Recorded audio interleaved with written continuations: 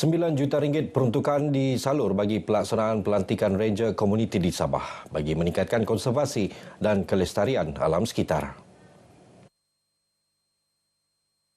Di Sabah kita akan melantik sebanyak 225 Ranger Komuniti yang akan bekerjasama dengan agensi penguat kuasa yang lain untuk membanteras masalah seperti pembalakan haram, perlombangan haram dan juga pemburuan haram yang berlaku di kawasan hutan simpan kita.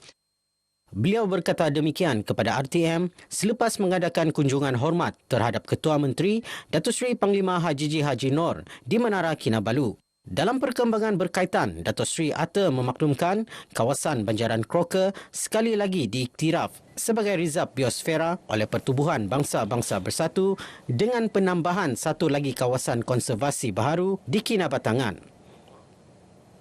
Dalam pada itu, Datuk Seri Atta menegaskan komitmennya untuk terus memperjuangkan kepentingan Sabah selaras pelaksanaan Perjanjian Malaysia 1963 MA63. Antaranya dengan membantu memulangkan beberapa lot tanah Kerajaan Persekutuan kembali kepada Kerajaan Negeri Sabah.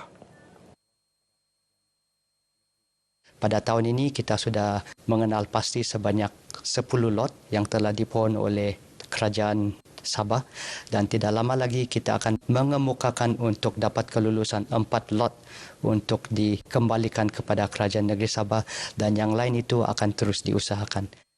Inisiatif lain termasuk menurunkan kuasa buangan terjadual di bawah Akta Kualiti Alam Sekeliling 1975 kepada Kerajaan Negeri. Pindaan rang undang-undang bagi membolehkan penurunan kuasa ini telah diluluskan di Dewan Rakyat bulan lalu dan dijangka dibentang di Dewan Negara pada minggu ini. Kementeriannya juga bekerjasama dengan Jabatan Pelindungan Alam Sekitar Sabah bagi memastikan agensi berkenaan bersedia untuk menerima bidang kuasa berkenaan.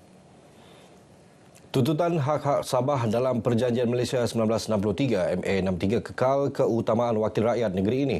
Perkara itu disuarakan Ahli Parlimen Sandakan Vivian Wong Sherry. Menurutnya, semua wakil rakyat tanpa mengira perbezaan politik sepakat bertindak sebagai satu blok bagi memperjuangkan hak negeri. What we want is actually a straightforward case di mana jangan ada kerajaan persekutuan membuat ini apil sebab ini akan menyebabkan kami ada satu sangkaan daripada rakyat Sabah di mana kerajaan persekutuan tidak bersetujui dengan MA63 ini.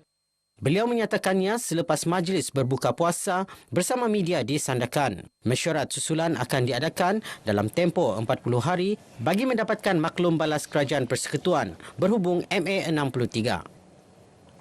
1,000 pengunjung Bazar Ramadan Sabindo Tawau menerima insentif RM20 melalui e-wallet untuk membeli juadah berbuka puasa, manakala 20 peniaga bazar menerima insentif RM100 melalui platform yang sama. Pembantu Menteri Wanita Kesihatan dan Kesejahteraan Rakyat, Datuk Rina Jainal berkata, inisiatif KPDN Tawau ini bagi meringankan perbelanjaan pengunjung bazar sepanjang Ramadan. Mudah-mudahan inisiatif seperti begini mampu merangsanglah para pengunjung untuk membantu para peniaga lokal, kita punya lokal peniaga ini juga untuk terus bersama-sama mengaktifkannya bulan Ramadan ini dengan menggalakkan lagi ekonomi. Beliau menyatakan demikian pada program Bazar Ramadan Rahmah dan program Ihsan Food Bank 2026 di Bazar Ramadan Sabindo Plaza Tawau. RM20 ni banyak, dapat juga membantu ya untuk membeli makanan-makanan di luar. Memang rasanya sangat happy lah dapat RM20 free kan siapa mau bagi. Lagipun sekarang hari puasa kita boleh guna duit tu untuk bukber bersama rakan ke family. Sementara itu, Ketua Cawangan KPDN Tawau Muhammad Roli Aliman berkata, program Myself Food dilaksana bagi mengurangkan pembaziran makanan di Bazar Ramadan. Ini kita serahkan kepada masjid-masjid, mungkin rumah orang tua ataupun rumah anak-anak yatim. Diagihkan. KPDN turut melaksanakan pemantauan pematuhan harga di Bazar Ramadan bagi memastikan setiap peniaga mempamerkan tanda harga dengan jelas. Sementara itu, suasana Bazar Ramadan di Putatan meriah dengan kehadiran ramai pengunjung. Ia sekaligus memberi impak positif kepada ekonomi peniaga tempatan. Dalam tahun ini agak memuaskan semua gerai lah. pengunjung pun ramai datang. Baguslah, bagus. Dapat jual donat yang lagi banyak. Ramai jugalah, ramai. Yang selalu membeli, selalu repeat. Sementara itu, kepelbagaian juada dari serata negeri di Bazar Ramadan turut menjadi tarikan kepada pengunjung. Kalau sini ada makanan utara dekat Mama Wan tu. Kalau situ ada Kawok, Kelantan kan. Lepas tu ada ni, pisang hijau lagi dan sebagainya lah. Di Bazar Putatan ni ada pelbayan lah. Banyak pilihan kepada pengguna yang pelanggan-pelanggan yang datang kemari ini. Dan very rare lah. Ada yang barang benda yang rare ada dijual di sini. 3,000 pek bubur lambuk diagihkan kepada masyarakat sekitar Kota Kinabalu menerusi program Jalinan Kasih Bubur Lambuk Ramadan 2026. Penjelaras program Aznil Zulkifli berkata, program anjuran Jemaah Islam Berhad dengan kerjasama Balai Seni Lukis Sabah itu merupakan sebahagian daripada inisiatif tanggungjawab sosial korporat CSR syarikat sempena bulan Ramadan. 9 periuk bubur lambuk disediakan dalam program ini. Ia sebagai usaha menyantuni komuniti setempat serta memupuk semangat kebersamaan sepanjang bulan Ramadan. Selain agihan bubur lambuk, turut disampaikan sumbangan kepada beberapa organisasi terpilih. Dan saya juga wakil kepada Jemaah Islam Berhad, Balai Seni Lukis Negeri Sabah dan juga Adabi. Amat berharap acara CSR ni dapat diteruskan dari masa ke semasa. Susulan video tular pegawai penguatkuasa Majlis Perbandaran Sandakan MPS cedera dipercayai dipukul sekumpulan lelaki ketika menjalankan rondaan di kawasan Pasar Batu Lapan Sandakan pada Jumaat lepas. Polis menahan 3 lelaki termasuk seorang remaja berusia 14 tahun bagi membantu siasatan.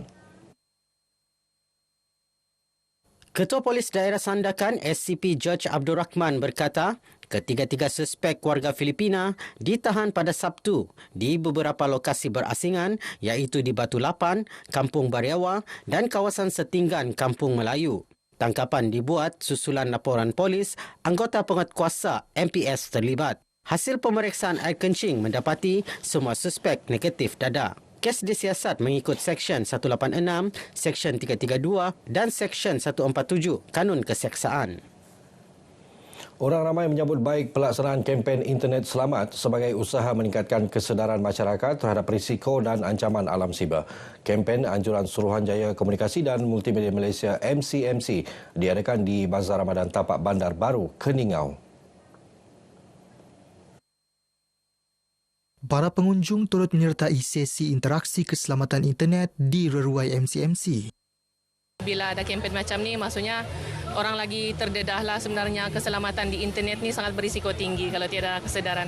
Jadi daripada soalan-soalan tadi itu untuk jadi wira sebagai internet selamat ni kan, soalan-soalan dia menguji kita lah sama ada ini selamat ataupun tidak, itu selamat ataupun tidak. Apa yang saya dapat dari yang kami buat tadi sebentar tadi, kami baru tahu apa itu bully cyber, apa itu bahayanya kalau menyebarkan sesuatu benda yang tidak betul, yang tidak sahih, dan kesan kalau jadi mangsa atau jadi pemangsa. Nasihat saya supaya setiap masyarakat mesti terlebih dahulu memastikan itu maklumat sah atau tidak. Sama harapan saya semoga di masa hadapan nanti masyarakat akan lebih berjaga-jagalah daripada benda-benda palsu yang berada di media sosial. Program advokasi ini bertujuan meningkatkan kesedaran komuniti mengenai keselamatan internet, termasuk ancaman penipuan dalam talian, keselamatan transaksi digital, perlindungan kanak-kanak serta fungsi kawalan ibu bapa di media sosial.